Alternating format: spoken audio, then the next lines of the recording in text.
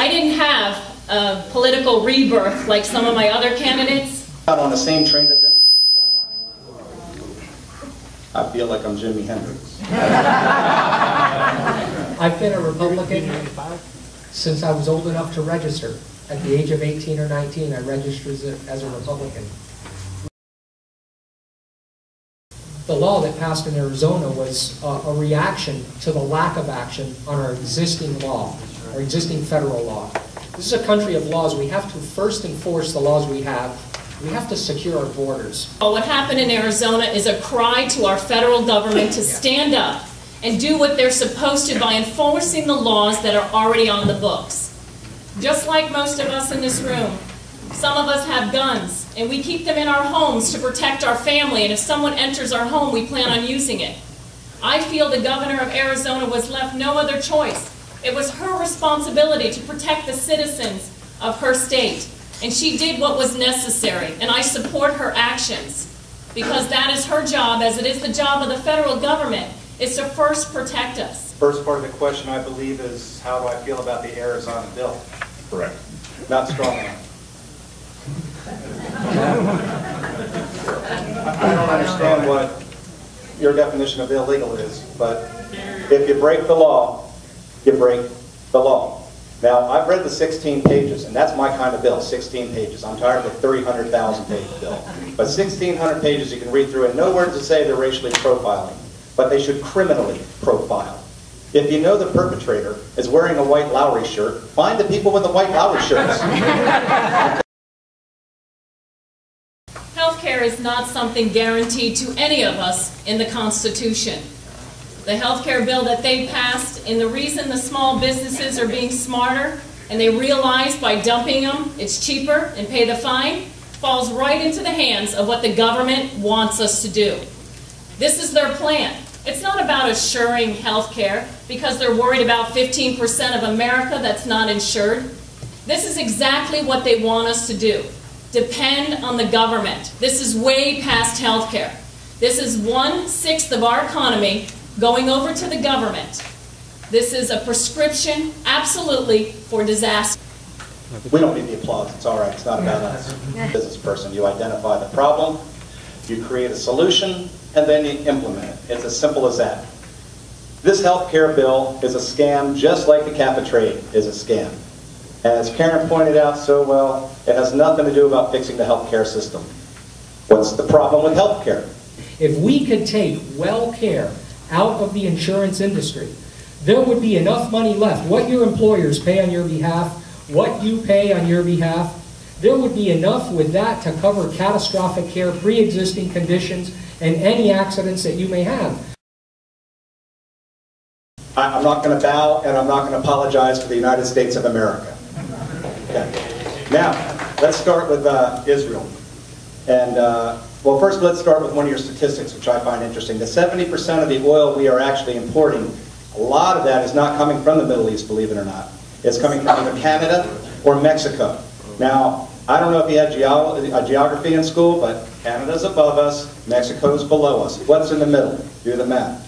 Folks, Alberta has 170 trillion barrels of oil. We have approximately 15 to 20% of that. So yes, they have a whole lot more, but not until you include our shale, and not until you include our coal. And we are the Saudi Arabia, by the way, of natural gas, but we can't get it because of an EPA. Says you're not allowed to get it because we might have a spill, and lo and behold, we did. Why? Doesn't it kind of make you want to go, of all times to have the amazing ecological disaster in the Gulf? Why now? Just asking. As Israel goes, so goes us. So what do I say? Let them do whatever they got to do because we're next.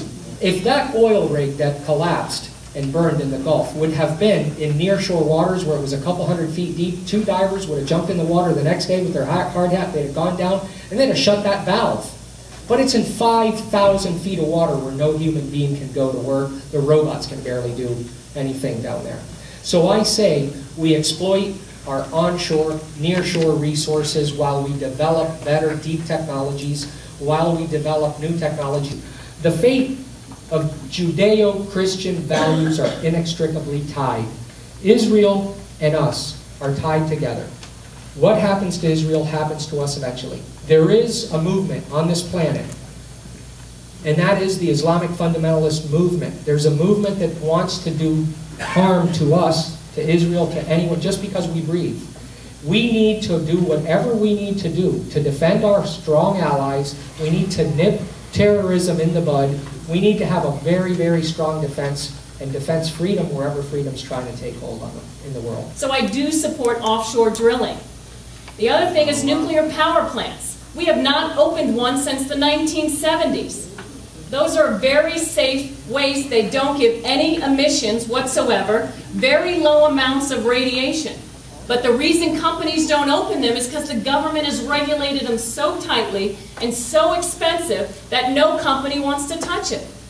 And we must continue with our coal, our natural gas. But nuclear power is the next best thing, as well as drilling for oil. As far as our relationship with Israel, it's a tremendous relationship. They are our sole democracy over there in the Middle East. And we should be staunch supporters of them. Not just because Iran is building a nuclear weapon and might attack them and then attack us next. We have developed a relationship with them for the 60-something years they've been in existence, back to Truman. But this administration, I call them out. Shame on them. They are not supporting Israel. Netanyahu comes over here and we basically disrespect him. We don't give the man the honor he deserves. Well, I think one of the things we have to look at are alternatives, and we've done it in limited ways with 401ks and things like that, but we could establish programs where people could opt to pay into their own system for their Social Security or Medicare benefits while they're working. People that earn more money could choose to invest in programs. Also, we could look at alternatives as we stay healthier longer.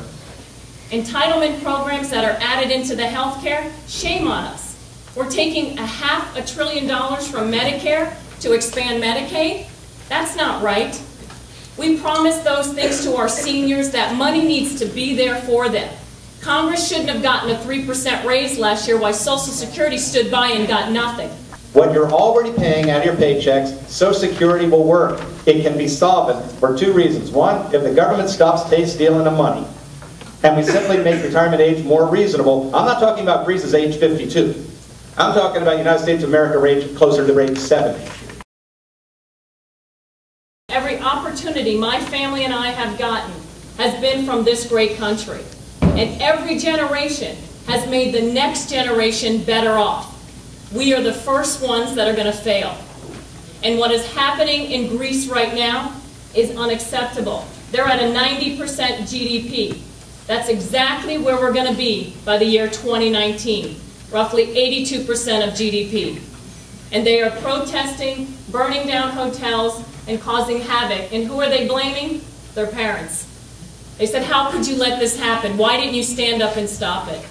So the first thing we have to do is, yes, as Ken said, many programs will have to suffer. But the numbers I mentioned when I just spoke about the $123 billion in wasteful programs that don't work and haven't worked for 15 years, we have to start there. Now, Obama's been very generous to all of us because we printed so much money.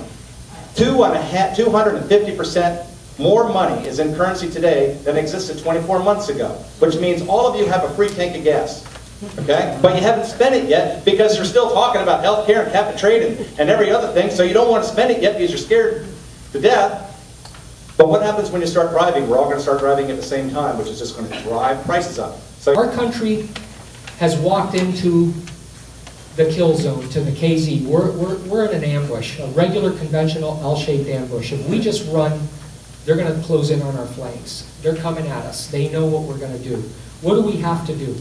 When you get into the KZ of an ambush, a well-developed ambush, you have to establish where your enemy is, establish effective fire against your enemy, and fight your way out of that ambush. You can't run your way out of the ambush.